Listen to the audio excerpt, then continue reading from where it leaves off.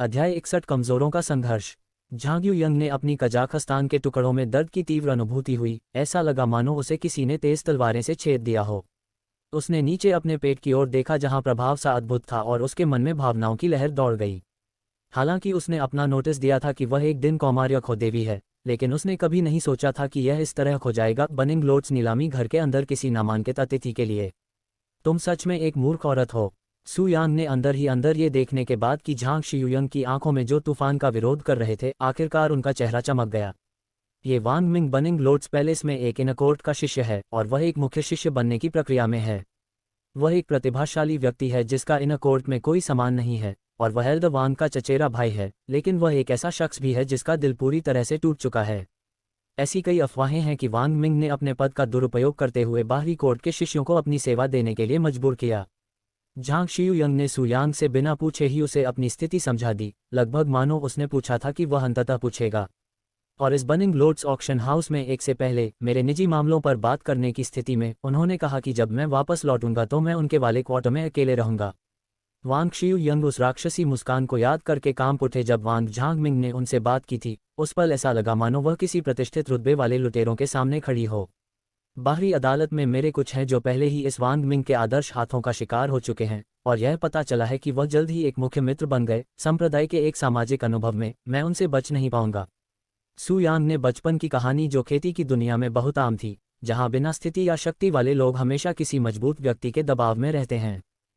उच्च पद या पद के किसी व्यक्ति द्वारा निम्न स्तर के लोगों पर योजना कार्य करने के लिए दबाव वाले युवाओं की घटनाएं न केवल इस दुनिया में है बल्कि उनके पिछले जीवन में भी चारों ओर के लोगों में एक सामान्य घटना है। हालांकि यह नश्वर संसार में भी होता है जहां कुलीन पद और सामाजिक वर्ग होते हैं। सु यांग ने इस दुनिया के चरित्रों को बहुत अच्छी तरह से परिभाषित किया था, यहाँ तक कि उन लोगों द्वारा दबाव डाले जाने के दौरान कई बार खुद को शक्ति होने का एहसास भी हुआ जो उनके ऊपर थे। मैं संप्रदाय के बुजुर्गों के पास जाऊंगा, लेकिन मैं पहले से ही ऐसे निरर्थक कार्यों के परिणाम को जानता हूं। झांग शियुयंग ने अपनी आंखें बंद कर लीं और सु यांग को कसकर गले लगा लिया। उसका चेहरा सीधे उसकी छाती पर था। मैं सिर्फ एक सामान्य बाहरी अदालत का शिष्य हूं, जबकि वांग मिंग एक प्रतिभाशाली व्यक्ति है जिसका भविष्य उज्ज्वल है। वे निश्चित रूप से उसे मेरे जैसे किसी व्यक्ति के लिए हंगामा पैदा करने की बजाय कुछ अनैतिक कार्य करने की अनुमति देंगे जिसके पास कोई उल्लेखनीय नहीं है पृष्ठभूमि। यह उल्लेख करने की आवश्यकता नहीं है कि वह एल्ड वांग का चचेरा भाई भी है। कुछ मिनटों तक सु यांग की छाती पर चुपचाप रोने के बाद झांग शियुयंग ने धीरे से अपना आलिंगन छोड़ा और मुस्कुराए। मैं भद्दे प्रदर्शन के लिए सम्मानित अतिथि से माफी मांगता हूं, और मेरी उबाऊ कहानी सुनने के लिए मैं सम्मानित अतिथि की बहुत सराहना करता हूं।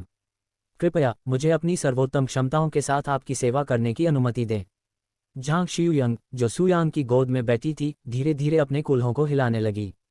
मम्मा। कमरे को अपनी कराहों से भरने से रोकने के लिए उसने एक हाथ से अपना मुंह ढक लिया, जबकि दूसरे हाथ से उसने अपना संतुलन बनाए रखने के लिए सु यांग को पकड़ लिया।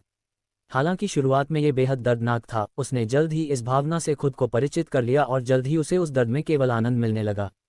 उसका शरीर गर्म था और उसके पेट में जलन महसूस हो रही थी, लेकिन उसने अपना शरीर हिलाना जारी रखा। ऐसा लग रहा था जैसे वह स्क्वैट्स कर रही हो।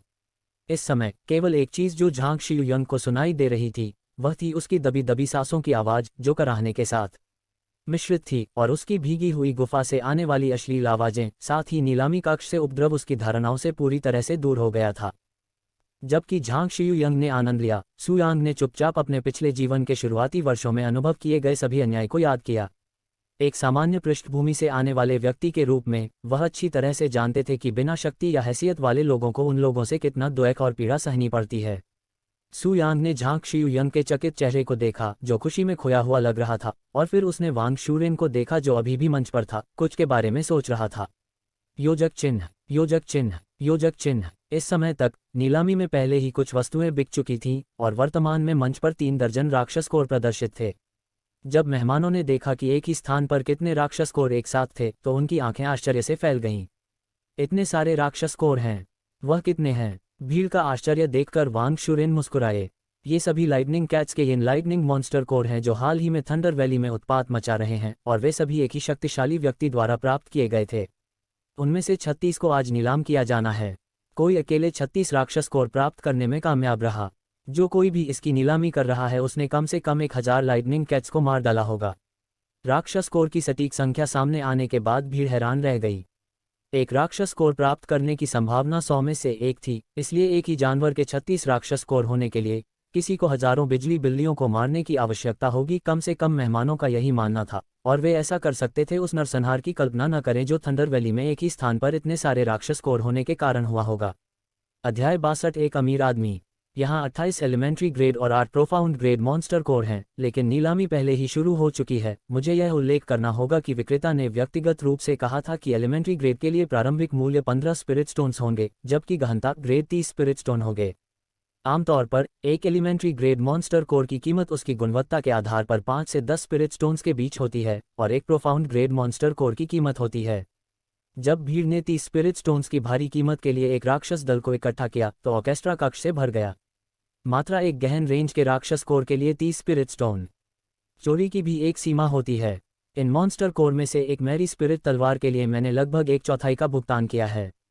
वांग शुरेन नाटक पर केवल चॉकलेट हेड से चमक हो सकती है, लेकिन भीड़ से ऐसी ही आशा की जाती थी और इसे स्वाभाविक माना जाता था, क्योंकि उन्होंने 3 बार कीमत चुकाने की भी याचिका की थी। मैं आपकी नोटबुक सुनो, लेकिन मेरी बात सुनो।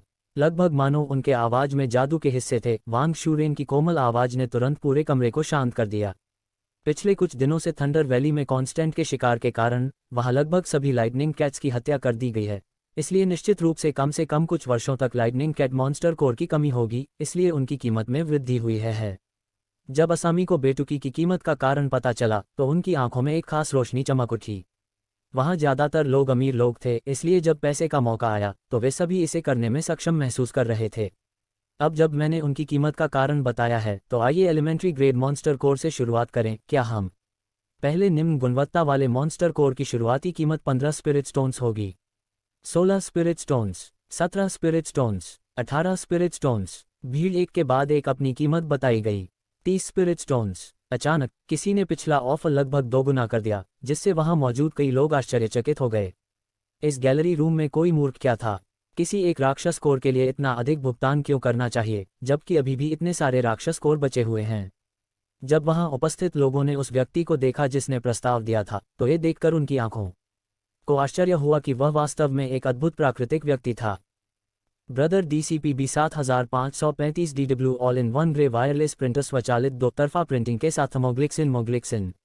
हालांकि जब भीड़ ने अपने अनूठे कपड़ों को देखा तो उनकी अभिव्यक्तियां तुरंत कठोर हो गईं, यहां तक कि कुछ ने तो परेशान भी कर लीं। अय्या, निस्संदेह उसका सुंदर कोई व्यक्ति उस घृणित प्रोफाउंड ब्लॉसम संप्रदाय का शिष्य होगा। बाधा में जाओ, उनके निकटतम सभी सुंदरियां और सुंदर लोग क्यों हैं? यह उचित नहीं है। भीड़ ही अंदर बाहर शिकायत करने लगी, लेकिन किसी और कारण से। प्रोफाउंड ब्लॉसम संप्रदाय की महिला शिष्या ने मॉन्स्टर कोर के लिए पहली बोली लगाने के बाद तुरंत दूसरी बोली शुरू कर दी। 20 स्पिरिट स्टोन्स। महिला शिष्या ने सबसे पहले अपने प्रपोजल की घोषणा की, जिससे वहां मौजूद कई लोग रुक गए। 21 आत्मा। 25 स्पिरिट स्टोन। दूसरे प्रस्ताव को पूरा किए बिना ही महिला शिष्या ने और भी अधिक कीमत की पेशकश की। उसके आंदोलन के कारण फिल्म कक्ष में संदिग्ध छा गया, क्योंकि वहां हर कोई आश्चर्यचकित था कि वह कुछ राक्षसों पर कब्जा क्यों कर रही थी। स्थिति देखकर वांग शुरेन छोटी मुस्काने। सुयांग भी प्रोफाउंड ब्लॉसम संप्रदाय से थे, इसलिए उनके एक दूसरे के साथ संबंध होने की संभावना अधिक थी। फिर तीसरा राक्षस कोर पर 20 स्पिरिट स्टोन्स। ये महिला शिष्यमंडलम करने वाली पहली महिला थी। चीन की हरकतों ने अब भीड़ को चौंका दिया। वह आज कितने मॉन्स्टर कॉप्स की योजना बना रही है? क्या वह सभी राक्षस कोर की कोशिश कर रही है ताकि उनका मूल्य नियंत्रित हो सके? कुछ लोग इस निष्कर्ष पर पहुंचे कि वह सभी राक्षसी कोर को हथियाने की कोशिश कर रही थी ताकि बाद में वह उन्हें और भी अधिक कीमत पर बेच सके, इसलिए उन्होंने भी बोली लगाना शुरू कर दिया। 21 आत्मा पत्थर। 30 spirit stones. 31 spirit stones. 35 spirit stones. अरे बकवाद, ये लड़की कितनी अमीर है? वह इन राक्षसों पर इतना अधिक खर्च कैसे कर सकती है? फिल्म रिलीज रही और कई मिनटों के भीतर बाकी से अधिक राक्षस कोर बिक गए। हालांकि प्रोफाउंड ब्लॉसम संप्रदाय की महिला शिष्या के विपरीत वहां कोई भी राक्षस कोर पर उद्योग से खर्च करने को तैयार नहीं था, इसलिए 18 प्राथमिक श्रेणी राक्षस कोर के लिए 400 से अधिक स्पिरिट स्टोन्स खर्च करके हर एक बोली। इसके अलावा जिस तरह से इस महिला शिष्या ने अपनी संपत्ति इधर उधर रखी, वहां मौजूद सभी लोगों के खाते से छूट दी गई। प्रोफेसर, उनके फाउंडेशन ब्लॉसम संप्रदाय की यह महिला शिष्या किसके पास और कितनी संपत्ति पर कितना खर्च हो सकता था? योजक चिन्ह, योजक चिन्ह, योजक चिन्ह। इस बीच सुयांग अचानक अपनी सीट से उठ खड़ी हुई, अपने साथ चौंका देने वाली जांग शियुयन को भी ले गई, जिसका शरीर अभी भी वहीं पर खड़ा था। उसने जांग शियू यंग को अपनी गोद में ले लिया, अपने हाथों से अपने कोमल नितंबों पर, और वह दीवार के पास पहुंचा, जहां उसने उसे अपनी पीठ के बल लिटा दिया। आपके साहस और निर्भीकता के लिए मैं आपकी पोस्ट ऑफिस का उत्तर देता हूँ। मेरी विनती। झांग शियू यंग ने गलत व्यवहार से उसकी ओर देखा। उसने कब उससे कोई चीज मांगी थी? सू यांग ने शरीरों को जोड़ने के बाद पहली बार अपने साथियों को हिलाना शुरू कर दिया। हिंसक ड्रैगन झांग शियू यंग के तंग छेद में जोर से घुस रहा था। उनकी अचानक की गई कृति से जांग शियू यंग के शरीर में खुशी की एक अतुल्य भावना हुई, जिससे वह जोर जोर से करने लगी। सम्मानित अतिथि रुको। झांग शियू यंग को इस पल में न केवल खुशी बल्कि डर भी महसूस हुआ। उसकी पीठ कसकर कांच की दीवार से टकरा रही थी और इससे उसे असुरक्षित महसूस हो रहा था। हालांकि यह लगभग असंभव था, लेकिन क्या होगा यदि असंभव घटित हो जाए और कांच की दीवार टूट जाए? क्या होगा अगर, क्योंकि उसका शरीर सीधे कांच की दीवार के खिलाफ था, उसकी नग्न पीठ और गोल नितंबों का दृश्य अचानक नीलामी कक्ष में सभी के सामने आ जाएगा।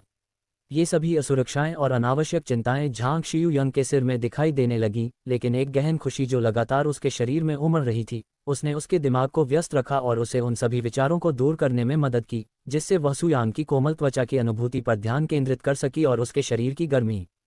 झांग शियू यंग को जो अभूतपूर्व आनंद महसूस हो रहा था वह कुछ और मिनटों तक जारी रहा, इससे पहले कि सू यांग ने अनिवार्य रूप से अपना लिंग उसके शरीर से बाहर खींच लिया। और जैसे ही उसकी चीज का प्लग खुला, विस्फोटित ज्वालामुखी की तरह बड़ी मात्रा में तरल पदार्थ बाहर निकला, जिसने झांग शियू यंग के शरीर को सफेद चिपचिपे पदार्थों से ढक दिया। स्खलन के बाद सू यांग ने धीरे से झांग शियू यंग के हिलते हुए शरीर को अपनी सीट पर लिटा दिया। हालांकि इससे पहले कि वह उसका साथ छोड़ पाता, उसने उसका हाथ पकड़ लिया और कहा, सम्मानित अतिथि, कृपया मुझे आपको साफ करने की अनुमति दें। NOVALB1N उद्धरण चिन्ह ... उद्धरण चिन्ह। सू यांग ने कुछ नहीं कहा और झांग शियू यंग को अपने लिंग को अपने मुंह से साफ करने की अनुमति दी। अध्याय 63 भंडारण रिंग। अब जब हमने एलिमेंट्री ग्रेड मॉन्स्टर कोर के साथ काम पूरा कर लिया है, तो आइए प्रोफाउंड ग्रेड मॉन्स्टर कोर के साथ शुरुआत करें। पहले वाले के लिए शुरुआती बोली 30 स्पिरिट स्टोन्स होगी। 40 स्पिरिट स्टोन्स। एक बार फिर महिला शिष्या ने कीमत 10 स्पिरिट स्टोन्स लीबिया शुरू की। उसके पास अभी भी और राक्षस लाशें के लिए धन है। अब तक वहां मौजूद विरोधियों ने इस महिला शिष्या को माता देने की कोशिश की थी। हालांकि वे सभी अमीर लोग हैं, अमीर सैनिक और अमीर लोगों के बीच एक अंतर था, क्योंकि उनकी निर्माण लागत बहुत अधिक थी। जल्द ही दूसरे प्रोफाउंड ग्रेड मॉन्स्टर कोर के लिए बोली शुरू हुई और आश्चर्य की बात यह नहीं थी कि महिला शिष्या बिना किसी परेशानी के सभी लोगों से आगे आ रही थी। तीसरा प्रोफाउंड ग्रेड राक्षस कोर था, लेकिन एक बार फिर इसे भी महिला शिष्य ने तुरंत छीन लिया। चौथा, पांचवां एंटीम प्रोफाउंड ग्रेड मॉन्स्टर कोर तक इस महिला शिष्या ने बिना किसी असफलता के उन पर बोली लगाए।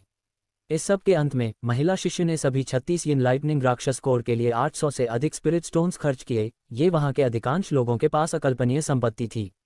मॉन्स्टर कोर की परिक्रमा समाप्त होने के बाद महिला शिष्या अपने मॉन्स्टर कोर को इकट्ठा करने के लिए सुंदर कदमों से मंच तक चली, जिससे उन्हें गर्व की अनुभूति हो रही थी।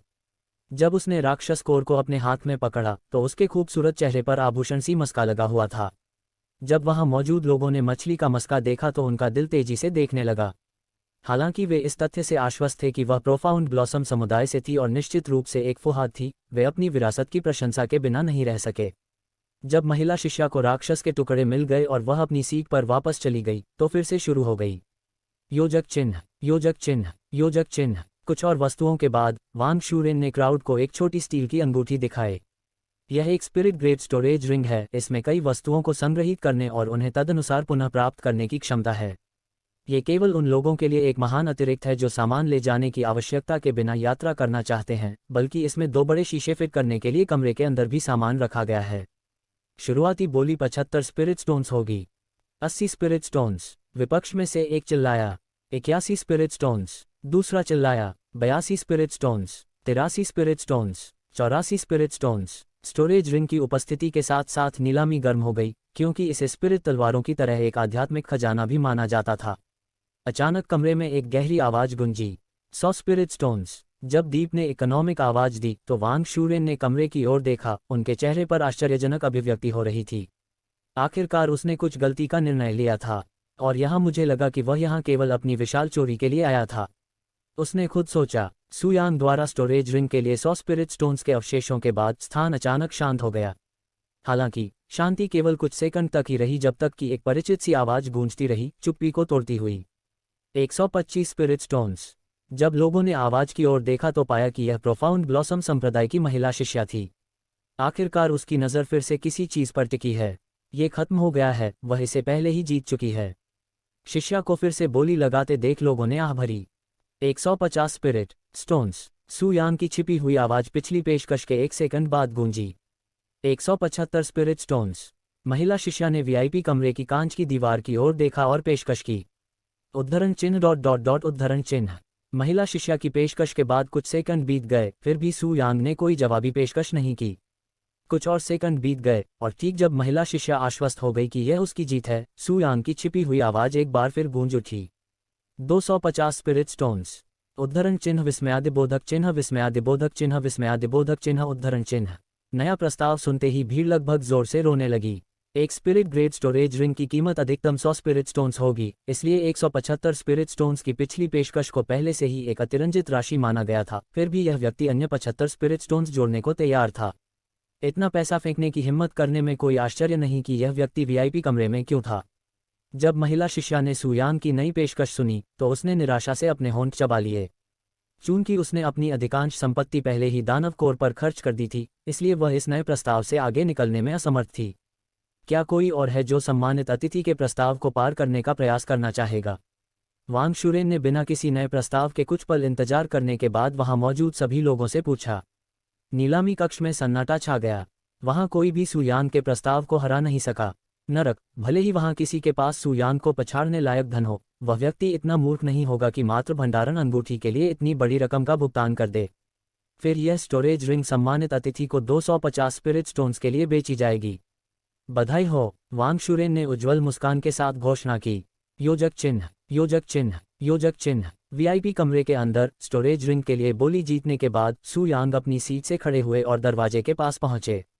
आदरणीय अतिथि झांग शियुयंग, जो अब पूरी तरह से तैयार हो चुकी है और फिर से खूबसूरत दिख रही है, ने जब उसकी हरकतें देखी तो उसने उसे बुलाया। मुझे वह मिल गया जिसके लिए मैं यहाँ आया था, अब मुझे यहाँ रहने की कोई आवश्यकता नहीं है। मैं समझता हूँ। झांग शियुयंग ने सिर हिलाया और उसे वापस उस कमरे में ले जाने लगा जहाँ वह पहली बार वांग शुरेन से मिला था। कमरे में पहुंचने पर सू यांग सोफे पर बैठ गया और उसने झांग शियुयंग से प्राप्त इंसार की थोड़ी मात्रा को विकसित करने के लिए अपनी आंखें बंद कर लीं। हालांकि यह राशि कम थी और बमुश्किल उसके खेती के आधार की मदद कर पा रही थी, फिर भी यह कुछ न होने से तो बेहतर ही था। उससे मिलने के बाद आखिरकार मैंने अपनी आंखें फिर से खोल लीं और अपनी मूर्खता को देखने में सक्षम हो गया। मैं अब वह श्रद्धेय अमर नहीं हूँ जो मैं एक बार था, लेकिन केवल एक गहन आत्मा क्षेत्र का कृषक हूँ, एक ऐसा स्तर जिसे मेरे अंदर एक चींटी से भी कम माना जाता है। पिछली दुनिया। मुझे वास्तव में खेती में अपने प्रयासों को बढ़ाने की जरूरत है। उसने चुपचाप अपने आप से आह भरी। अध्याय 64 झांग शियुयंग। कॉलेज के कमरे के अंदर झांग शियुयंग देरे सू यांग के पास खड़ा था, जबकि वह खेती कर रहा था। उसकी नज़र उस पर टिकी हुई थी जैसे वह ग्रेजुएशन में डूबी हुई थी। हालांकि शुरुआत में उसके मन में उसकी प्रति कोई भावना नहीं थी, लेकिन इस समय उसके दिल में उसके लिए स्पष्ट स्नेह झलक रहा था। हालांकि उसने ये भी नोटिस किया था कि उसका प्यार कभी साकार नहीं होगा, क्योंकि उसने बताया था कि उसकी आलिंगन का कोई मतलब नहीं था और इसका मुख्य कारण उसका खुद को उस स्थान पर रखना था। समय तेजी से चला गया और 1 घंटे का समय पलक झपकते ही गायब हो गया। हालांकि झांग शियुयंग के लिए, जो कांस्टेंट सू यांग और उनकी छोटी से आलिंगन के बारे में सोच रही थी, ऐसा लगा जैसे कई घंटे बीत गए। का कमरा दरवाज़ा अचानक खुला और वांग शुरेन एक जादुई रत्न के साथ अंदर चले गए और आवाज में कहा, बधाई हो प्रतिष्ठित अतिथि। आप अपने सभी राक्षस कोर को कुल 1082 स्पिरिट स्टोन्स में डुबो रहे हैं। उद्धरण चिन्ह डॉट डॉट डॉट उद्धरण चिन्ह। सू यांग ने वांग शुरेन को देखने के लिए धीरे धीरे से अपनी इच्छाएं पूरी की, लेकिन उनकी नज़र खुशी से भरी नहीं थी, उनसे कुछ ऐसी उम्मीद थी।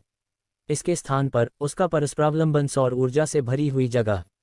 जब वांग शुरेन ने अपनी गंभीर दृष्टि को देखा तो उसका चेहरा तुरंत गायब हो गया और उसने झांग शियुयंग की ओर देखा और एक शब्द कहा, छुट्टी। हाँ मैडम वांग। नहीं, वह रहेगी। सू यांग ने स्पष्ट और गब्बर आवाज में उन्हें देखा, जिससे वे दोनों आश्चर्यचकित होकर अपनी ओर देखने लगे।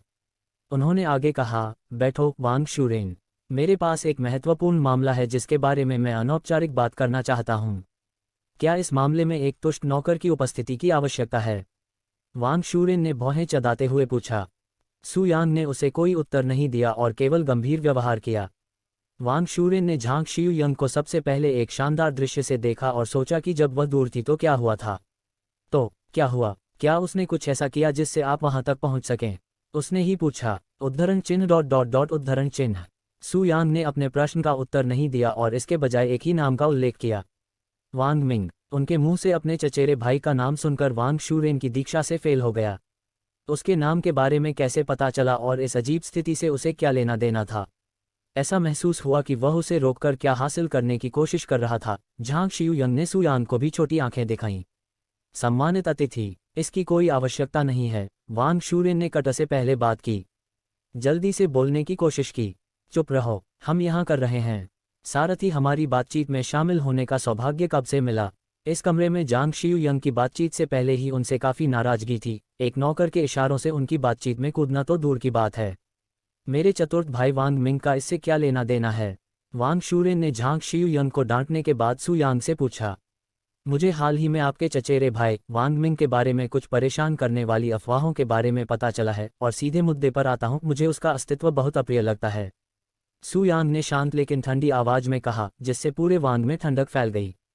शूरेन का शरीर। वांग शूरेन को अंततः स्थिति समझ में आई जब उन्होंने अपने चचेरे भाई वांग मिंग की इन अफवाहों के बारे में उल्लेख किया, क्योंकि वह अपने संप्रदाय के भीतर एक ज्ञात उपद्रवी था। वाई आप कुछ अफवाहों के कारण उसे मारना चाहते हैं? उसने चेहरे पर चिंतित भाव लाते हुए उससे पूछा।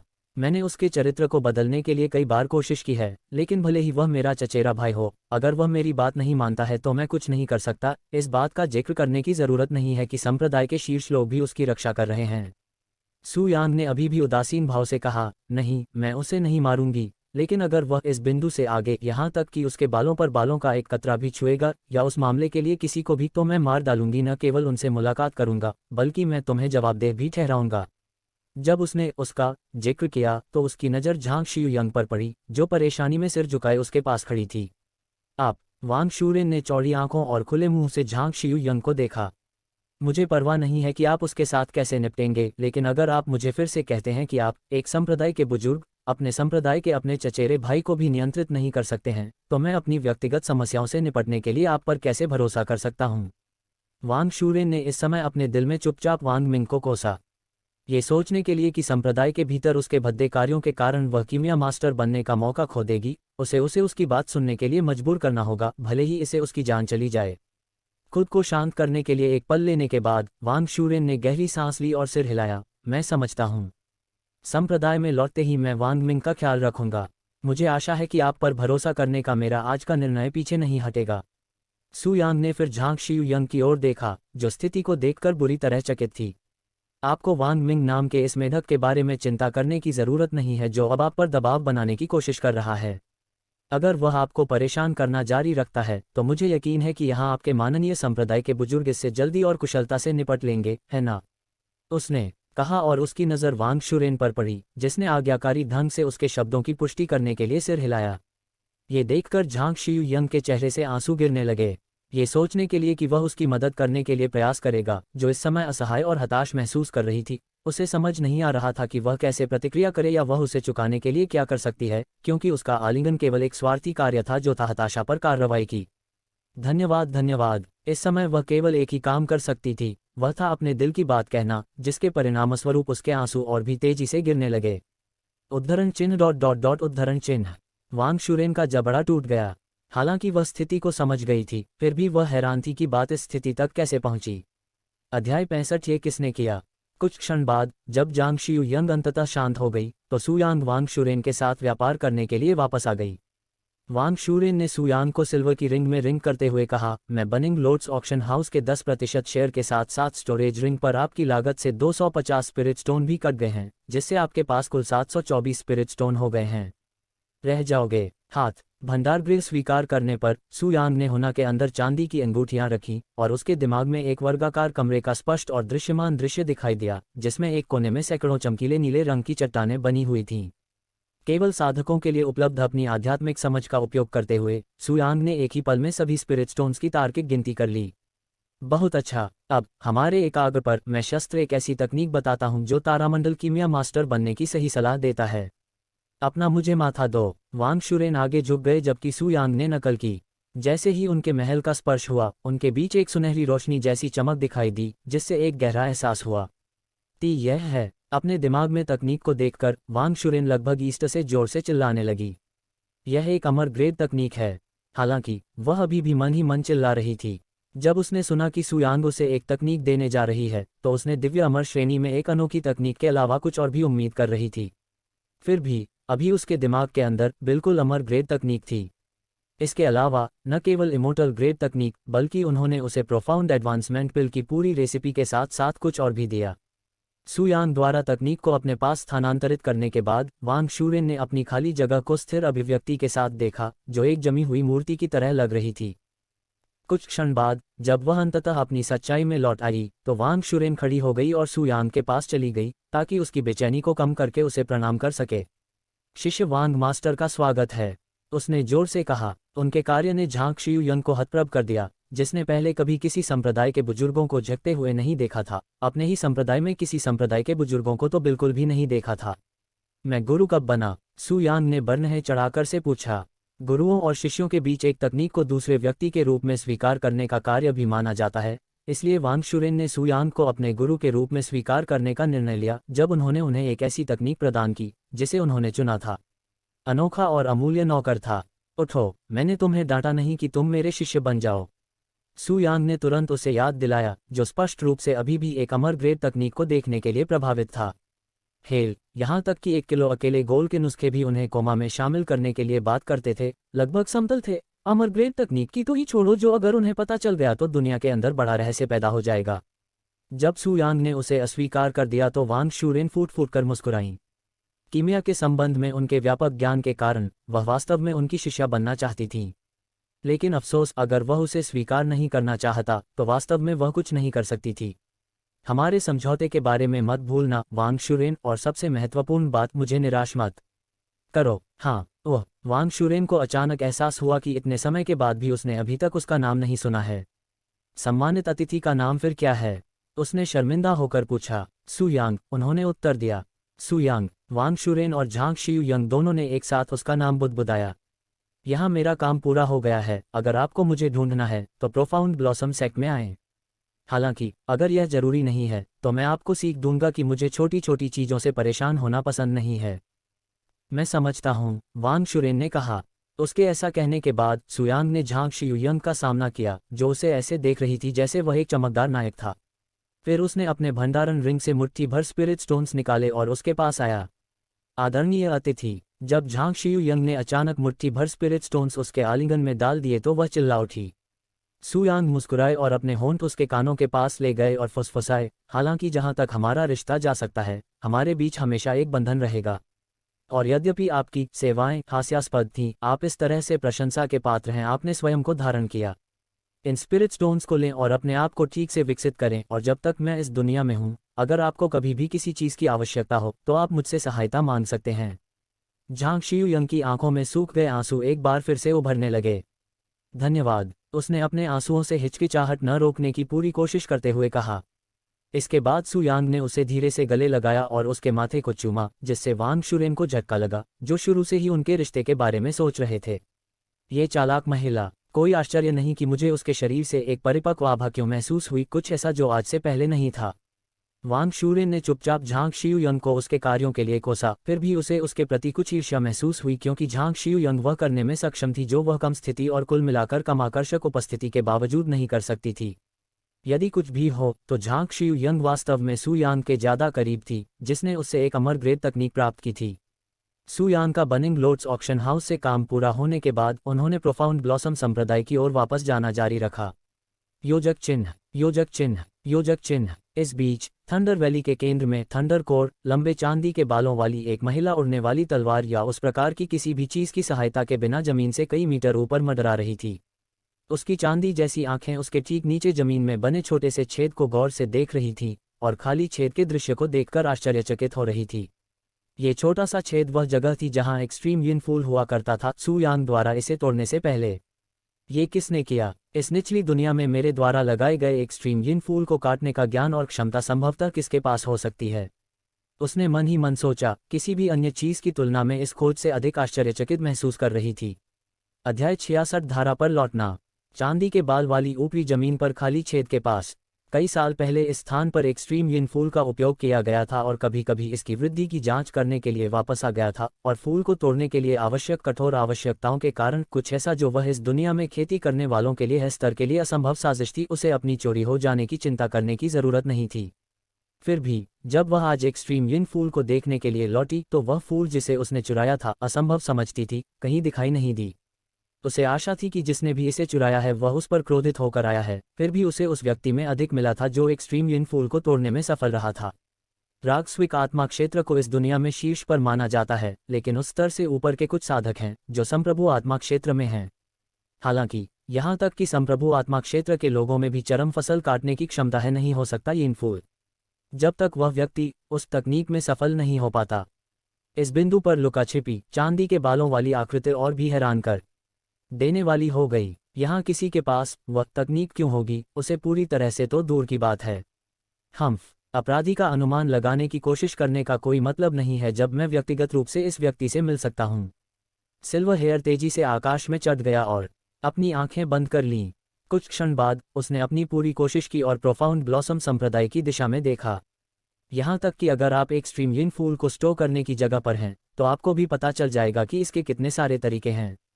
चांदी के बालों वाली वह टॉप प्रोफाउंड ब्लॉसम संप्रदाय की दिशा में उड़ने लगी, जो आकाश में एक वास्तविक परी की तरह लग रही थी। पल ट्रेजरी के अंदर एल्दझाओ उद्योग से अपने अलग अलग बंद करके काउंटर के पीछे सफ़ेद बैठे थे, ऐसा लग रहा था कि वे सो रहे हैं। बुजुर्ग जाओ, वह वापस आ गया है। अचानक एक और संप्रदाय का बुजुर्ग जोर जोर से चिल्लाते हुए व्हाइट पर्ल ट्रेजरी में दौड़ता हुआ आया। तुम किस बारे में चिल्ला रहे हो? तुमने मुझे लगभग दिल का दौरा ही दिखाया था। आश्चर्य से लगभग अपनी कुर्सी से उतरे के बाद बुजुर्ग जाओ ने कहा, मैं क्षमा चाहता हूँ। संप्रदाय के बुजुर्गों ने क्षमा प्रार्थी मूसा को दर्शन और विमोचन के लिए रखा, सही है। जिस बाहरी पुजारी के शिष्यों ने आपकी क्षमा दृष्टि बनाए रखने के लिए कहा था कि वह संप्रदाय में वापस आ गया है। क्या सुयांग वापस आ गई है?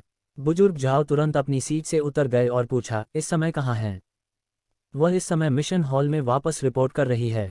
इससे पहले कि समुदाय के बुजुर्ग अपनी विदाई कर बैठे, एल्दझाओ ने अपने अंतिम शब्दों के साथ व्हाइट पर्ल ट्रेजरी से गायब हो गए। जब तक मैं चला जाऊं इस जगह का जाहिरा रखना। योजक चिन्ह। मिशन हॉल के अंदर सुयांग ने यह साबित करने के लिए कहा कि उसने मिशन पूरा कर लिया है। इंडस्ट्री से लाइटनिंग कैट्स की कुछ खंडित पूंछें हटा लीं। आप अपने दम पर 4 बिजली बिल्लियों को मारने में कामयाब रहे। बाहरी कोर्ट के शिष्य के लिए यह बुरा नहीं है। सुयांग की देखभाल करने वाले संप्रदाय के बुजुर्ग ने उनके प्रयासों के लिए उनकी प्रशंसा की। मैंने मिशन को पूरा करने के लिए आपको 22 प्रीमियम पॉइंट हस्तांतरित कर दिए हैं। धन्यवाद, सुयांग ने कहा जब वह जाने के लिए मुड़ा। जब वह बाहर निकला तो एक परिचित सा दिखने वाला बूढ़ा व्यक्ति उसके सामने खड़ा था। सुयांग, ठीक है, मेरे साथ आओ, मेरे पास तुम्हारे लिए कुछ प्रश्न हैं। बुजुर्ग जाओ ने कठोर स्वर में उससे कहा। जब वह संप्रदाय में लौटा ही था तो किसी को इतनी तेजी से आते देखकर सुयांग मुस्कुराया और कहा, क्या ये शुद्ध यांग फूल के बारे में है? उनका सवाल सुनकर बुजुर्ग जाओ की आंखें आश्चर्य से फैल गईं। तुम्हें पता था कि मैं इस बारे में तुम्हारे पास आऊंगा? कैसे? उसने पूछा। स्वाभाविक रूप से, मुझे तब पता चलेगा जब से मुझे शुद्ध यांग फूल प्राप्त हुआ है, जब से कोई हमेशा दूर से मुझे देख रहा है। सुयांग की प्रतिक्रिया ने उसे और भी चौंका दिया। उसे इसके बारे में पता भी है और वह शुरू से ही इसके बारे में जानता है। बुजुर्ग जाओ अंदर ही अंदर रो पड़े। चूंकि आप जानते हैं कि मैं क्या चाहता हूं, इससे हम दोनों के लिए चीजें आसान हो जाएंगी। मेरे पीछे आओ जहां हम अकेले में बात कर सकें। सुयांग ने सिर हिलाया और उसके पीछे पीछे मिशन हॉल से बाहर चली गई। एक बार जब वे चले गए तो मिशन हॉल के भीतर कुछ लोग जो संप्रदाय के भीतर एल्दझाओ की स्थिति के बारे में जानते थे, एक दूसरे से कानाफूसी करने लगे, क्योंकि वे उन्हें वहां उपस्थित देखकर सुखद आश्चर्यचकित थे। उनके प्रकट होने का कारण इस बाहरी न्यायालय के कारण नहीं बताया गया था। शिष्य, योजक चिन्ह, योजक चिन्ह, योजक चिन्ह। व्हाइट पर्ल ट्रेजरी के निजी कमरों में से एक के अंदर सुयांग और एल्दझाओ एक छोटी सी गोल मेज के चारों ओर बैठे थे और मेज पर 2 पुराने जमाने के चाय के कप रखे हुए थे। मैं सीधे मुद्दे पर आऊंगा, आपने ये कैसे किया? आपने शुद्ध यांग फूल का उपभोग कैसे किया और अभी भी एक टुकड़े में है, यहाँ तक कि प्राथमिक आत्मा क्षेत्र के तीसरे स्तर से गहन आत्मा क्षेत्र के पहले स्तर तक आसमान छू रहे हैं? बुजुर्ग जाओ ने गंभीर भाव से उससे पूछा। क्या आप ही जिज्ञासु हैं या कोई और भी है जो जिज्ञासु है? सुयांग ने शांति से चाय का प्याला पीते हुए कहा। ऐसे शब्दों पर बुजुर्ग जाओ ने अपनी आंखें सिकोड़ लीं। जब मैं तुमसे पहली बार मिला था तब से ही बता सकता हूँ, लेकिन तुम सच में एक तेज बच्चा हो, है न? मैं तुम्हारे बारे में जो अफवाहें सुन रहा हूँ उससे बिल्कुल विपरीत। ये सोचने के लिए कि संप्रदाय के भीतर इतना चालाक छोटा बच्चा होगा और किसी को कोई अंदाज़ा नहीं था। आप लोगों को बरगलाने में काफ़ी प्रतिभाशाली लगते हैं। सू यांग ने अपने हाथों में चाय का कप नीचे किया और मुस्कुराया। शुद्ध यांग फूल, मैंने इसे पूरा नहीं खाया, केवल इसका एक छोटा सा हिस्सा। बुजुर्ग झाओ को तब बिना तैयारी के पकड़ा गया जब उन्होंने अचानक शुद्ध यांग फूल के बारे में बात करना शुरू कर दिया। अगर मैंने शुद्ध यांग फूल का पूरा सेवन कर लिया होता तो मैं अभी जीवित नहीं होता, और हम दोनों ये जानते हैं। शुद्ध यांग फूल को पाउडर बनने तक पीसने के बाद मैंने केवल उतना ही खाया ताकि मेरा शरीर टूट न जाए। इतना ही। बुजुर्ग झाओ ने उसे संदेह भरी निगाहों से देखा। ये कैसे इतना आसान हो सकता है? उसकी चालाक प्रकृति को जानते हुए निश्चित रूप से उसने शुद्ध यांग फूल को उपभोग करने के लिए कुछ और किया होगा। लेकिन क्या? बाकी शुद्ध यांग फूल के बारे में क्या? आपने इसके साथ क्या किया? हालांकि एल्डर झाओ आश्वस्त नहीं थे कि यह इतना आसान था, उन्होंने उनके साथ खेलने का फैसला किया। हालांकि चाहे वह कितना भी तैयार क्यों न हो, जब उसने सू यांग का जवाब सुना तो वह जोर से रोने से खुद को नहीं रोक सका और गुस्से में लगभग मेज पलटने लगा। मैंने इसे फेंक दिया, सू यांग ने शांति से उत्तर दिया। आप क्या? बुजुर्ग झाओ चिल्लाते हुए खड़े हो गए। आप इतने मूल्यवान संसाधन को कैसे फेंक सकते हैं? क्या आपको कोई अंदाजा है कि आपने ऐसा करके संप्रदाय के कितने प्रयासों को बर्बाद कर दिया है? सू यांग ने कंधे उचकाए और कहा, तो क्या हुआ अगर मैंने इसे बर्बाद कर दिया? मैंने पहले ही संप्रदाय को इसके लिए भुगतान कर दिया है, तो संप्रदाय को इससे क्या फर्क पड़ता है कि मैंने इसके साथ क्या किया? तुम छोटे बदमाश हो। बुजुर्ग झाओ ने कांपती उंगली से सू यांग की ओर इशारा करते हुए कहा। अध्याय 67 व्यतीत प्रतीत होता है। मैं इसे बकरार कहता हूँ। आपने इस तरह से फॉर्म भरने वाले व्यक्ति से नहीं पूछा, मुझसे कहा। आपने शुद्ध यांग फूल का उपभोक्ता कैसे बनाया? बुजुर्ग झाओ ने कहा। उसे पता था कि सू यांग अपने रहस्य का पता लगाने का प्रयास कर रही थी, लेकिन फादर ने उसे अपने रहस्य का पता लगाने का आदेश दिया ताकि वह भी शुद्ध यांग फूल का उपभोग कर सके। मैंने पहले ही वह सब कुछ बता दिया है जो आप जानना चाहते हैं। मैंने आपको केवल थोड़ी सी मात्रा ही बताई है और बाकी को छोड़ दिया है, क्योंकि एक बार चखने के बाद मेरा दिल बदल गया था। हालांकि मुझे केवल थोड़ी सी मात्रा ही चखा था, लेकिन जो सेलिब्रिटी ने इसके बाद रिलीज किया, जो वह बहुत ज़्यादा है, मैं कभी भी ऐसा अनुभव नहीं करना चाहता। सू यांग ने गंभीर आवाज में बहुत कुछ किया। क्या हुआ? बुजुर्ग झाओ ने जिज्ञासा से पूछे सवाल। सू यांग ने फिर अपने क्रोच को थपथपाया और कहा, बस उस छोटी सी मात्रा ने मेरी चीज़ को कई दिनों तक बिना आराम दिए एक कड़ी छड़ी की तरह खड़े रहने के लिए मजबूर कर दिया था, इस हद तक कि मुझे डर था कि यह पूर्व रक्त प्रवाह से वसा हो सकती है। यह एक यातनापूर्ण अनुभव था जो अभी भी मुझे सता रहा है। उनके सुनने के बाद, जो सबसे कठोर आदमी को भी देखता है, बुजुर्ग झाओ ने बचपन की सबसे पुरानी कहानी से पूछा, आपने इसे कैसे दूर किया?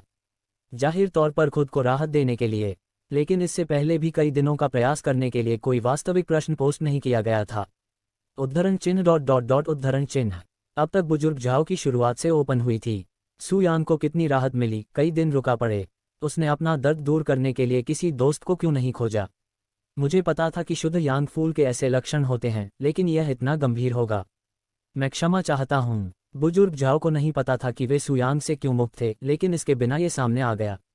शायद वह सू यांग को शुद्ध यांग फूल के झंडे के लिए दोषी महसूस कर रही थी, या शायद इसलिए क्योंकि उसने उसे प्राचीन काल में याद रखने के लिए मजबूर किया था। ये सुनने में अजीब अजीब लगता है, ये सच है। मैंने शुद्ध यांग के फूल को तोड़कर उसे फेंक दिया और उसकी प्रशंसा मेरे साथ की, सू यांग ने नामांकित से कहा, और उन्होंने जारी रखा, चाहे आप इस पर विश्वास करें या न करें, यह मेरी समस्या नहीं है। मुझे जो कुछ भी पता है वह आपको भुगतान करने के लिए कहता है, इसलिए अब मैं विदा लूंगा।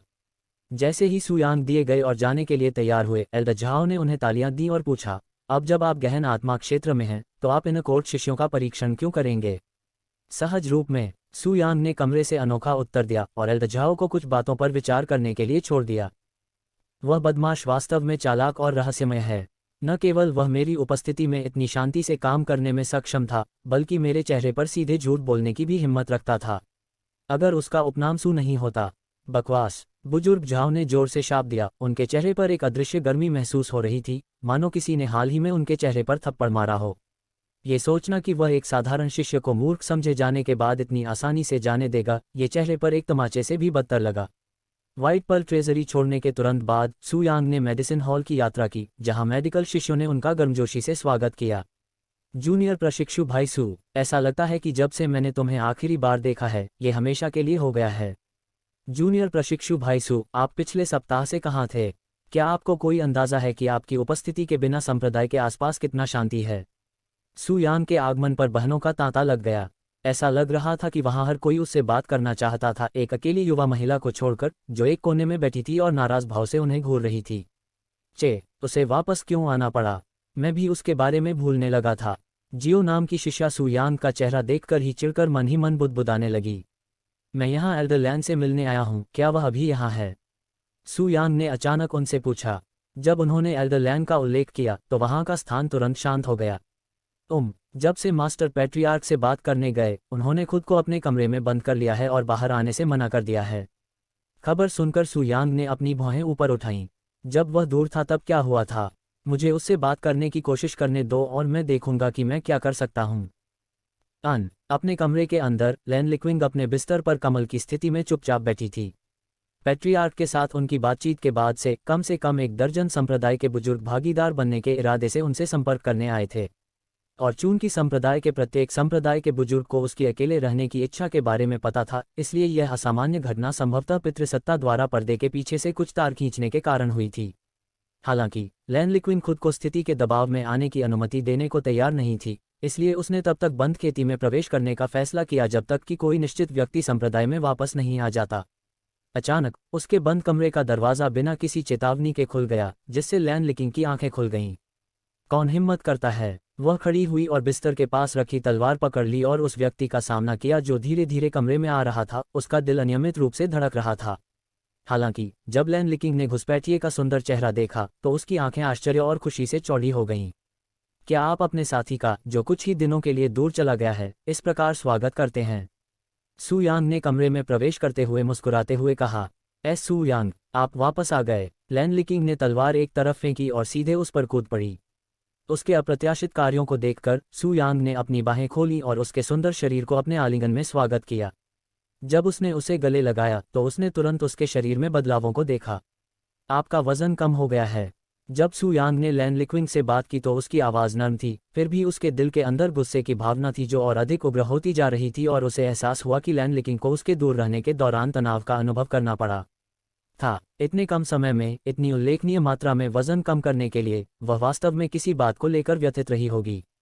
मुझे बताओ कि तुम्हें क्या परेशानी हो रही है और मैं तुरंत उससे निपट लूंगा, उसने धीमे और आश्वस्त स्वर में उससे कहा।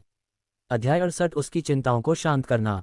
लैन लिक्विन के गले लगने से शांत होने के बाद उसने सुयांग को स्थिति समझानी शुरू की। उसने उसे पैट्रियार्क के साथ अपनी बातचीत के बारे में सब कुछ बताया और कैसे उस पर एक साथी ढूंढने के लिए दबाव डाला जा रहा है। इसके अतिरिक्त उसने इस अवसर का उपयोग संप्रदाय के भीतर अपनी भूमिका के साथ साथ एक दत्तक बच्चे के रूप में पिछले संप्रदाय के सदस्यों के साथ अपने संबंधों को प्रकट करने के लिए किया। अब स्थिति को पूरी तरह से समझने के बाद सुयांग को राहत महसूस हुई कि स्थिति उतनी परेशानी वाली नहीं थी जितनी उसने उम्मीद की थी। हालांकि पैट्रियार्क के पास पृथ्वी आत्मा क्षेत्र में एक साधना आधार था, लेकिन वह उस स्तर पर नहीं था जिससे सुयांग को दबाव महसूस होता। सुयांग, चलो इस संप्रदाय को छोड़ दें, लैन लिक्विन ने अचानक गंभीर स्वर में कहा। हालांकि वह इस जगह को छोड़ना नहीं चाहती थी जिसे वह कई वर्षों से घर कहती थी, फिर भी ये किसी ऐसे व्यक्ति के साथ रिश्ते में मजबूर होने से बेहतर होगा जिसे वह नहीं चाहती थी। उसकी बातें सुनकर सुयांग की आंखें थोड़ी चौड़ी हो गईं। आप संप्रदाय छोड़ना चाहते हैं? उसने उससे केवल ये सुनिश्चित करने के लिए पूछा कि वह सही ढंग से सुन रहा है, क्योंकि उसे लगा कि इतनी छोटी सी बात पर इस तरह की कार्रवाई की वास्तव में कोई आवश्यकता नहीं है। जब तक मैं इस संप्रदाय का शिष्य हूँ, पितृसत्ता मुझ पर तब तक दबाव डालती रहेगी जब तक कि मैं किसी अन्य संप्रदाय के बुजुर्ग का भागीदार नहीं बन जाता। मेरे साधना आधार और आपकी प्रतिभा के साथ कई अन्य संप्रदाय होंगे जो हमें स्वीकार करेंगे। यदि ऐसा है, आप किस बारे में चिंतित हैं?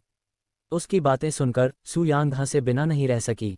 उन्होंने कहा, चाहे ये कितना भी बुरा लगे, इस संप्रदाय के प्रति मेरी कोई भावना नहीं है।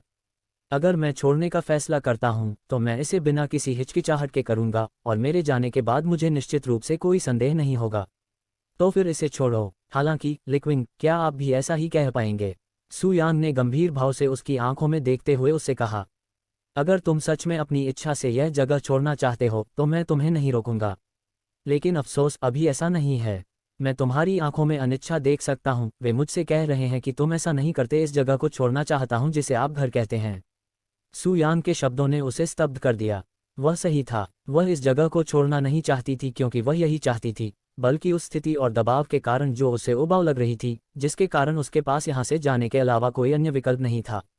उसकी आंखों को गीला होते देख सुयांग ने धीरे से उसके मुलायम बालों में कंघी की और मुस्कुराते हुए कहा, क्या आप यहाँ मेरी उपस्थिति के बारे में भूल गए हैं? मैं ये सुनिश्चित करूंगा कि आप किसी बेवकूफ़ की वजह से यह जगह नहीं छोड़ेंगे, बल्कि इसलिए छोड़ेंगे क्योंकि आप वास्तव में यहाँ से जाना चाहते हैं।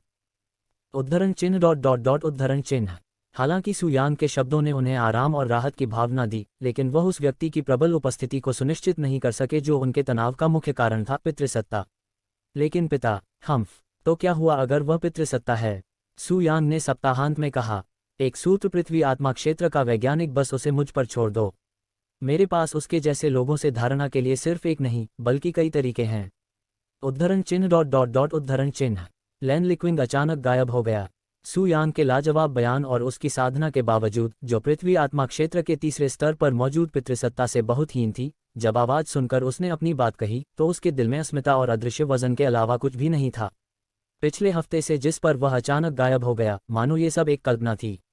योजक चिन्ह योजक चिन्ह योजक चिन्ह। एक बार जब लेन लिकिंग शांत हो गई और आपकी सामान्य मानसिक स्थिति वापस आ गई, तो उसने सुयान को लालसा भरी आंखों से देखा और उसने कहा, जब आपने बिना किसी संप्रदाय के छोड़ दिया, तो मुझे लंबे समय में पहली बार ऐसा महसूस हुआ जब से मैं इसमें शामिल हुआ हूँ, ये संप्रदाय खलीपन की भावना।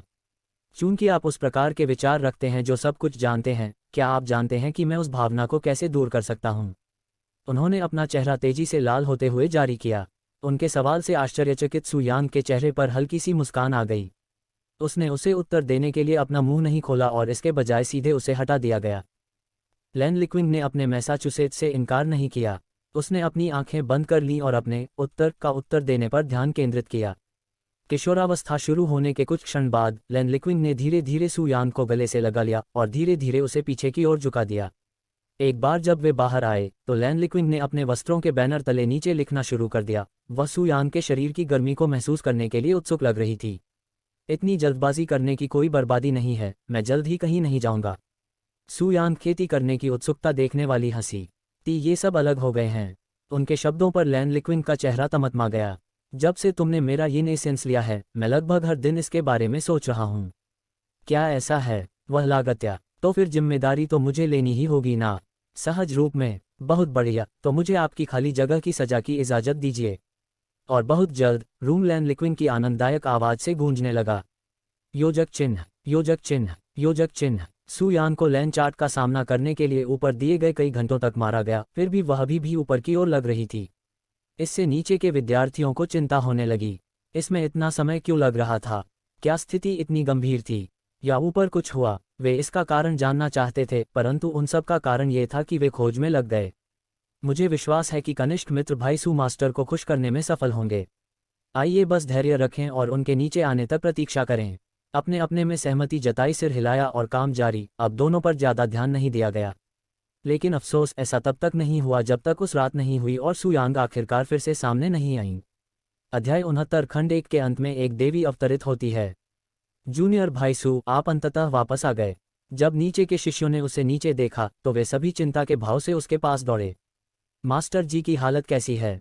उन सब ने उनसे पूछा। नो विन, उन्होंने कहा, सब कुछ हो गया है, कुछ और आराम के बाद वह ठीक हो जाएगा। वहाँ क्या हुआ? इसमें इतना समय क्यों लगा? किसी ने पूछा। बातचीत के अलावा वास्तव में और कुछ नहीं हुआ। मुझे लगता है कि हम इस विषय में इतने खो गए थे कि हम समय के बारे में भूल गए थे। क्या ऐसा है? हालांकि शिष्यों को अभी भी संदेह था कि ऊपर क्या हुआ, जब तक उनके गुरु ठीक नहीं हुए, उन्हें वास्तव में बाकी अनुयायियों की देखभाल नहीं थी। सुयान को कुछ और बार धन्यवाद ज्ञापन के बाद उन्होंने अंततः उसे जाने की अनुमति दे दी। एक बार जब वह गया तो सुयांग ने अपने रहने वाले क्वार्टर की ओर अपना घर बनाना शुरू कर दिया।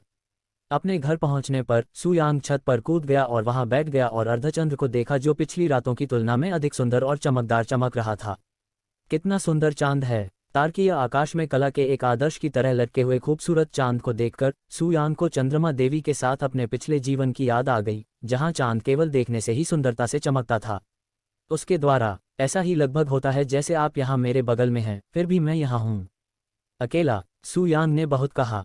जब भी उसके पास समय होता है या पुरानी यादें ताज़ा होती हैं, तो उसके दिमाग में हमेशा कोई न कोई बात होती है, क्योंकि उसके दिल में गहरे अकेलेपन से झलक का यही एकमात्र रास्ता था।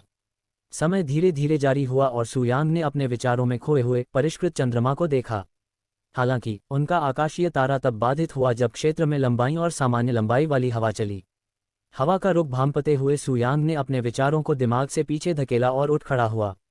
फिर उसने उस जगह पर इधर उधर देखना शुरू किया। ऐसा लग रहा था जैसे वह कुछ खोज रहा हो। हालांकि कुछ क्षण बाद जब उसे सामान्य से कुछ भी अलग नहीं दिख रहा था, उसने जोर जोर से हवा से बोलना शुरू कर दिया। हालांकि मैं गहराई से नहीं देख सकता, नहीं मैं गहराई से दर्शन कर पा रहा हूँ, मैं सीधे मुझे गहराई से देखता हुआ महसूस कर सकता हूँ। बिल्कुल सही, मुझे पता है आप मुझे सुन सकते हैं। फिर कोई जवाब नहीं। आप कौन हैं और मुझसे क्या चाहते हैं? सू यांग ने फिर कोशिश की। अब भी कोई उत्तर नहीं। अगर अभी भी उसकी हरकतें अन्य लोगों को देखने के लिए मिलती हैं तो उन्हें निश्चित रूप से विश्वास हो जाता है कि वह पागल थी। अब तक सू यांग सावधान, यहाँ तक कि चिंता भी महसूस कर रही थी। हालांकि यह केवल एक सेकंड के विभाजन के लिए था, उसे विश्वास था कि उसे लगा होगा कि कोई उसे देख रहा है। ये कौन सा व्यक्ति हो सकता है जिसे वह भी समझ नहीं पा रहा है? पृथ्वी आत्मा क्षेत्र के वैज्ञानिकों के बारे में भूल जाए, यहाँ तक कि आकाशीय आत्मा क्षेत्र के लोग भी अपनी विशिष्ट इंद्रियों से बच नहीं पाएंगे जिन्हें ऑल व्यूइंग सेलेस्टियल आइज तकनीक द्वारा और बेहतर तरीके से बनाया गया था। उनकी सभी देखने वाली दिव्य आंखों ने न केवल उन्हें राक्षस कोर वाले जानवरों को उन जानवरों से अलग करने की अनुमति दी, बल्कि वे उनकी इंद्रियों को कई गुना तक बढ़ा देते हैं, जिससे उन्हें उन चीज़ों को देखने और महसूस करने की अनुमति मिलती है जो सामान्य रूप से उनके स्तर के किसी व्यक्ति के लिए असंभव हैं। खेती। रात के बादलों के पीछे कहीं एक चांदी के बालों वाली आकृति ने सू यांग को घूरते हुए देखा, उसकी गहरी इंद्रियों से आश्चर्यचकित महसूस कर रही थी। ये सोचने के लिए कि गहन आत्मा क्षेत्र में कोई व्यक्ति उसकी छिपने की तकनीक को सिर्फ इसलिए समझने में सक्षम था क्योंकि उसने उसे देखा था। आखिर यह युवा नश्वर कौन है और उसने किस प्रकार के रहस्य छुपाए हैं? वह न केवल चरम यिन फूल को तोड़ने में सक्षम था, बल्कि उसके पास यह हास्यास्पद जागरूकता भी थी। जैसे ही चांदी के बालों वाली आकृति अपनी जिज्ञासा के कारण खुद को प्रकट करने के लिए तैयार हुई, सू यांग की आवाज़ अचानक फिर से गूंज उठी। आप स्पष्ट रूप से खुद को छुपाने के लिए अनुकूलित हैं, लेकिन मुझे संदेह है कि संप्रभु आत्मा क्षेत्र में भी कोई आपकी तरह छिपने में सक्षम होगा। दिव्य आत्मा क्षेत्र, शायद। उद्धरण चिन्ह विस्मयादिबोधक चिन्ह विस्मयादिबोधक चिन्ह विस्मयादिबोधक चिन्ह उद्धरण चिन्ह। सू यांग के शब्दों ने चांदी के बालों वाली आकृति को स्तब्ध कर दिया, लेकिन जिस बात ने उसे चौंका दिया वह उसका अनुमान नहीं था कि वह दिव्य आत्मा क्षेत्र में थी। ये दिव्य आत्मा क्षेत्र के बारे में उसका ज्ञान था जिसने उसे बहुत आश्चर्यचकित कर दिया था। इस दुनिया में खेती के आधारों और सामान्य तौर पर खेती के ज्ञान की बहुत कमी थी। यह इतना अधिक था कि यहाँ तक कि संप्रभु आत्मा क्षेत्र के लोगों को भी दिव्य आत्मा क्षेत्र के बारे में बहुत कम या कोई ज्ञान नहीं था, जो कि उनके वर्तमान चरण से ठीक ऊपर था। फिर भी ऐसा ज्ञान एक युवा नश्वर के मुंह से क्यों निकला, जो था भी नहीं सच्चे आत्मा क्षेत्र में? उस स्पष्ट आवाज का जिक्र नहीं है जिसमें उन्होंने बात की थी, जिससे स्पष्ट रूप से दिव्य आत्मा क्षेत्र के साथ उनकी परिचितता का पता चलता था। सू यांग में चांदी के बालों वाली शख्सियत की दिलचस्पी तुरंत बढ़ गई। वह जानना चाहती थी कि यह नश्वर व्यक्ति दिव्य आत्मा क्षेत्र के बारे में कैसे जानता था और उसने इसे कहाँ या किससे सीखा था। योजक चिन्ह, योजक चिन्ह, योजक चिन्ह। तो आप अपने आप को कब प्रकट करने जा रहे हैं? निश्चित रूप से आप यहाँ तक सिर्फ मेरे सुंदर चेहरे को देखने के लिए नहीं आए हैं, है ना? प्रतिक्रिया की पूरी कमी के बावजूद सू यांग ने जो कोई भी उसे छाया में देख रहा था उसे बाहर आने के लिए मनाने की कोशिश करना नहीं छोड़ा और हवा से बात करना जारी रखा। उसकी निगाहें लगातार इस व्यक्ति को खोजने की कोशिश कर रही थीं। कुछ और क्षणों के बाद सू यांग ने अपना लक्ष्य प्राप्त कर लिया जब एक स्वर्गीय आवाज़ अचानक उसके कानों में गूंजी। पहले चरम यिन फूल, अब ये। आप वास्तव में एक दिलचस्प व्यक्ति हैं, स्वर्गीय आवाज़ ने कहा। महिला। सू यांग को स्वर्गीय आवाज़ के साथ अपनेपन का एहसास हुआ, भले ही वह आश्वस्त था कि उसने ऐसी आवाज़ पहले कभी नहीं सुनी थी। अचानक आसपास की चांदनी जादू की तरह चमकने लगी और बादलों के पीछे से एक पतली आकृति दिखाई दी जो सू यांग के ठीक ऊपर थी। यह आकृति अत्यंत सुंदर थी, इतनी अत्यंत सुंदर कि उसे देवी कहना अतिशयोक्ति नहीं बल्कि अतिशयोक्ति होगी। उसके लंबे चांदी के बाल और चांदी की आंखें थीं जो पृष्ठभूमि में चमकती चांदनी के साथ मिश्रित प्रतीत होती थीं। उसके सफ़ेद वस्त्र अप्राकृतिक तरीके से लहरा रहे थे, जिससे वह स्वर्ग से उतर रही देवी की तरह लग रही थी, और उसके चारों ओर एक अलौकिक आभा थी जिसे शब्दों में वर्णित नहीं किया जा सकता था। जब सू यांग ने पहली बार इस आकृति का अद्वितीय चेहरा देखा तो उसकी आंखें तुरंत सदमे से चौड़ी हो गईं और उसका दिल युद्ध के समय युद्ध के ढोल की तरह धड़क उठा। युहाय। चंद्रमा देवी की छवि अचानक उसके सिर में प्रकट हुई, क्योंकि उसके पास भी इस उड़ने वाले व्यक्ति की तरह चांदी के बाल और चांदी की आंखें थीं। हालांकि एक और नज़र डालने के बाद सू यांग ने तुरंत उस विचार को दूर कर दिया, क्योंकि वे केवल एक जैसे दिखते थे।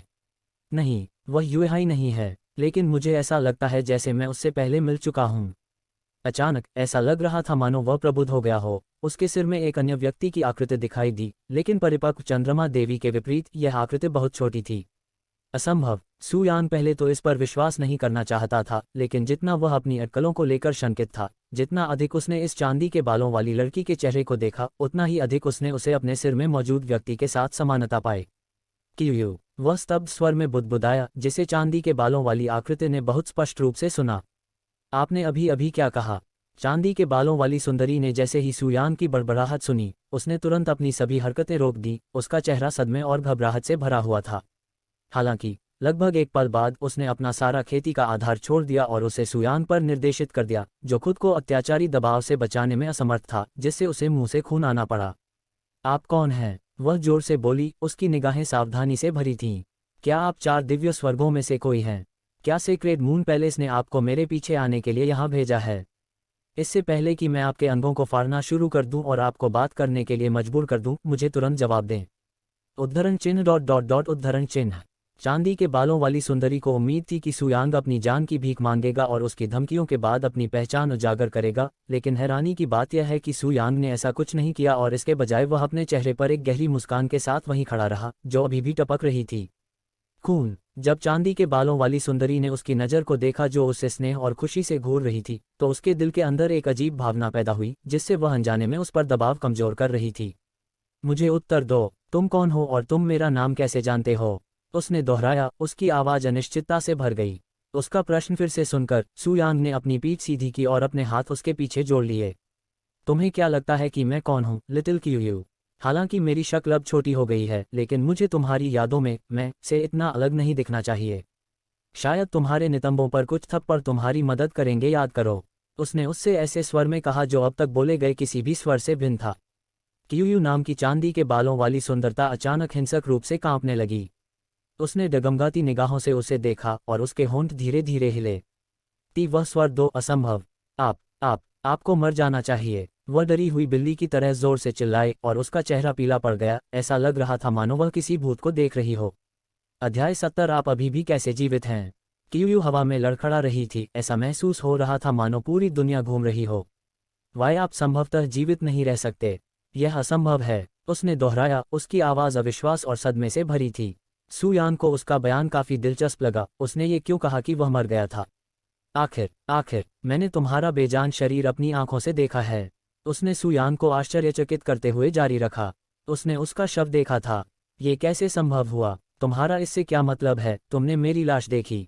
उसने भौहें चढ़ाकर उससे पूछा। 2000 साल पहले आपको मृत घोषित कर दिया गया था और मैं अंतिम संस्कार में भी शामिल हुआ था। वहीं पर मैंने ताबूत के भीतर आपके निर्जीव शरीर को अपनी आंखों से देखा था। उद्धरण चिन्ह ... उद्धरण चिन्ह। सुयान को नहीं पता था कि स्थिति के बारे में क्या सोचना चाहिए। यदि उसने सचमुच उसका शव देखा था, तो उसके वर्तमान शरीर का क्या होगा जो बिल्कुल उसके पिछले शरीर जैसा ही दिखता था? और वह कथित शव कहाँ से आया? निश्चित रूप से ये वास्तविक नहीं हो सकता है ना? या क्या उसका वर्तमान शरीर नकली था और उसका असली शरीर बहुत पहले नष्ट हो चुका था? इससे भी महत्वपूर्ण बात यह है कि 2000 साल पहले जब वह उनके अंतिम संस्कार में शामिल हुई थी, तब उनका क्या मतलब था? क्या ये संभव हो सकता है कि अनंत प्रतिशोध चट्टान को छोड़े हुए 2000 से अधिक वर्ष बीत चुके हों? भले ही उसे यह एक पल जैसा लगा। हालांकि ये जितना संदिग्ध लग रहा था, उससे ये स्पष्ट हो गया कि वह, जो केवल एक छोटी लड़की थी जब उसने आखिरी बार उसे देखा था, इतनी विकसित और परिपक्व दिखने वाली क्यों हो गई? वाई, तुम पाद रहे हो। ये सब मुझे पकड़ने के लिए सेक्रेड मून पैलेस द्वारा रची गई एक चाल है। तुम्हारे जैसा दुष्ट संभवतः मेरा सीनियर सू नहीं हो सकता। क्यूयू ने अपने अस्तित्व से इनकार कर दिया क्योंकि अत्याचारी दबाव फिर से प्रकट हुआ, इस बार पिछले से भी अधिक मजबूत। सीनियर सू की शक्ल से मुझे बेवकूफ़ बनाने की कोशिश करने के लिए मैं तुम्हें एक दर्दनाक मौत दे दूंगा। सुयान की आंखें उसके द्वारा किए गए क्रूर हत्या के इरादे से चौड़ी हो गईं, यहाँ तक कि जब उसने उसकी हीरे जैसी आंखों में गंभीरता की पुष्टि की तो वह घबरा गई। इस डर पर वह सचमुच गुस्से में आकर उसे मार डालेगी। अचानक सुयान के दिमाग में एक विचार कौंध गया और वह गुस्से से चिल्लाया, तुम कितने कृतघ्न बच्चे हो क्यूए। जब तुम सिर्फ एक बच्चे थे तब मैंने तुम्हारे लिए जो कुछ किया था, उसके बाद तुम इस तरह मुझे उसका बदला चुकाती हो। द्वारा अपने जीवन का लक्ष्य। मैं आपसे निराश हूँ। मैंने आपके गंदे डायपर भी कई बार बदले हैं। मुझे अभी भी यह स्पष्ट रूप से याद है, वह छोटा सा अर्धचंद्राकार जन्म चिन्ह जो आपने अपनी नाभि के ठीक नीचे अंकित किया है। उद्धरण चिन्ह प्रश्नवाचक चिन्ह विस्मयादिबोधक चिन्ह प्रश्नवाचक चिन्ह विस्मयादिबोधक चिन्ह प्रश्नवाचक चिन्ह विस्मयादिबोधक चिन्ह उद्धरण चिन्ह। जब कियू ने सुयांग की उग्र चीखें सुनी तो उसका दिल तेजी से देखने लगा, भले ही उसकी खेती का आधार उसकी गहन आत्मा क्षेत्र से कई गुना बेहतर था। हालांकि जिस कारण से वह निश्चित रूप से आकाश से गिरी थी, उसकी आवाज नहीं थी, बल्कि उसकी जन्म श्रृंखला पर उसकी टिप्पणी थी, जिसे इस दुनिया में केवल 2 लोग ही जानते थे। इन 2 लोगों में से एक उसकी माँ थी और दूसरा गुरु था, जिसके साथ उसका व्यवहार ऐसा था जैसे वह उसकी असली बेटी हो, क्योंकि उसके असली पिता चंद्रमा भगवान उसके लिए कभी नहीं थे। सीनियर सू। हवा में सभी हत्याओं के इरादे हवा वाले दिन स्मारक की तरह तेजी से गिर गए और क्यू स्काई से छत पर सुयांग के सामने खड़ा हो गया, लगभग हमला हो गया और गिरावट पर गिर गया। उन्होंने अपनी चांदी की खूबसूरत आंखों से उनकी ओर देखा, उनका मुंह कांप रहा था, ऐसा लग रहा था मानो वह अपनी एंसेस को रोक रही हों। वाई आप सच में सीनियर सू हैं? उसने उससे मामूली कांपती आवाज में पूछा कि अभी भी संदेह से भरी हुई थी। आखिरकार उसने निश्चित रूप से 2000 साल पहले अंतिम संस्कार के दौरान सुयांग के मृत शरीर को देखा था और तब उसे विश्वास हो गया था कि वह चली गई थी। वह अब तक जीवित कैसे थी? असल में उसके साथ क्या हुआ? और यहाँ इस दुनिया में क्यों था? सुयांग ने अपनी प्रति को एक प्यारी भरी मुस्कान दिखाई, जो धीरे धीरे उसके पास आ रही थी, जैसे एक बच्चा अपने माता पिता तक पहुंचने की कोशिश कर रहा हो। अपनी बाहें फैलाईं और नम्र स्वर में कहा गया है, हालांकि मुझे नहीं पता कि मेरे जाने के बाद नक्षत्रों या 4 दिव्य स्वर्गों का क्या हुआ। तीखी आंखों में गहरी पीड़ा है और मैं उसे स्पष्ट रूप से देख सकता हूँ। आओ क्यू, मुझे इसके बारे में बताएं, क्योंकि आप हमेशा अपने स्टूडियो के बारे में एक याचिका दायर करते रहते हैं। सीनियर सूंग। सीनियर सू। यूयू उसकी लाइट में कूद गई और अपनी आंखों से रोने लगी। उसकी उम्र 2000 वर्ष से अधिक होने के बावजूद जब सुयांग उसके सामने आई तो उसे ऐसा लगा जैसे वह अभी भी एक बच्ची थी जिससे बात करना मुश्किल था। तुम जीवित हो, तुम जीवित हो। जब उसे लगा कि सुयांग ने किसी तरह से बाल को सहलाया और उसके सिर को थपथपाया तो उसकी पहचान के बारे में उसके मन में मौजूद सभी संदेह तुरंत गायब हो गए, क्योंकि उसकी स्पर्श की भावना इस दुनिया में बिल्कुल ऐसी चीज थी जिसे दोबारा नहीं जोड़ा जा सका। जहां तक सुयांग की है, इस समय उसके दिल में सिर्फ खुशी की बात थी। वैसे ही वह एक अद्वितीय अलौकिक गले को लगा रहा था जो अपनी उपस्थिति से 1 या 2 महाद्वीपों को आसानी से नष्ट कर सकता था। उसके मस्तिष्क में दार्शनिकों का एक छोटा सा टुकड़ा भी नहीं था, केवल शुद्ध प्रेम और कोमलता। आप पहले से ही एक वयस्क हैं, फिर भी आप यहाँ हैं, एक 16 साल के बच्चे के हैंडल में रो रही हैं, एक रोने वाले बच्चे की तरह। सुयांग ने अपनी हरकतों से हंसते हुए कहा, लेकिन वह इसकी परवाह नहीं करती और उनकी पोशाकों को दांतेदार गले की रिलीज जारी रखी गई।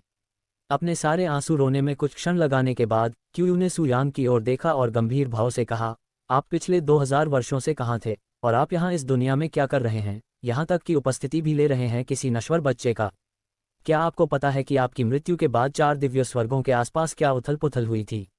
सुयांग फूट फूट कर मुस्कुराया और उसे अपनी स्थिति समझाई। उसकी शुरुआत तब से हुई जब उसकी मुलाकात उस रहस्यमय बूढ़े व्यक्ति से हुई जिसने उसे अनंत प्रतिशोध की चट्टान से बचने में मदद करने के लिए मदद की पेशकश की, और उसके तुरंत बाद वह इस दुनिया में कैसे समाप्त हुआ। तो आप देखिए, भले ही आपके लिए 2000 साल बीत गए हों, मेरे लिए केवल 1 महीने का समय बीता है। अविश्वसनीय। क्यू बुदबुदाया, उसे अपनी कहानी सुनकर चक्कर आ रहा था। मेरे बारे में बहुत हो गया, अब मुझे अपने अंत के बारे में बताओ। 4 दिव्य स्वर्गों का क्या हुआ और तुम यहाँ क्यों हो? ये स्थान कहाँ है? और तुमने पवित्र चंद्रमा महल का उल्लेख किया जो तुम्हें पकड़ना चाहता है। ऐसा क्यों है? तुम ही हो युहाई की बेटी, पवित्र चंद्रमा महल से चंद्रमा की देवी, जो विशेष रूप से चंद्रमा भगवान के साथ स्थान की मालिक है। जब सुयांग ने अपनी माँ युहाई का जिक्र किया तो क्यू की अभिव्यक्ति काली पड़ गई और उसकी त्वचा का रंग फीका पड़ गया। माँ, वो अब इस दुनिया में नहीं है, उसने अचानक धीमी आवाज में कहा। उद्धरण चिन्ह ... आपने अभी क्या कहा? उसकी बातें सुनकर सुयांग की आंखें अविश्वास से चौड़ी हो गईं, उसकी निगाहें सदमे से भर गईं और गहरे दर्द की लहर ने उसके दिमाग को झकझोर दिया, जिससे वह लगभग घुटनों के बल गिर पड़ा। वह लड़खड़ाते हुए पीछे की ओर जाने लगा और अचानक उसके शरीर के भीतर दबा हुआ दबाव का सारा खून एक ही बार में बाहर आ गया, जिससे छत और भी अधिक खून से भर गई। वरिष्ठ सू। जब सुयांग अचानक छत पर गिर गई तो क्यू ने भयभीत अभिव्यक्ति दिखाए। उसके शरीर ने तुरंत प्रतिक्रिया की और वह उसके गिरते शरीर की ओर उड़ गई।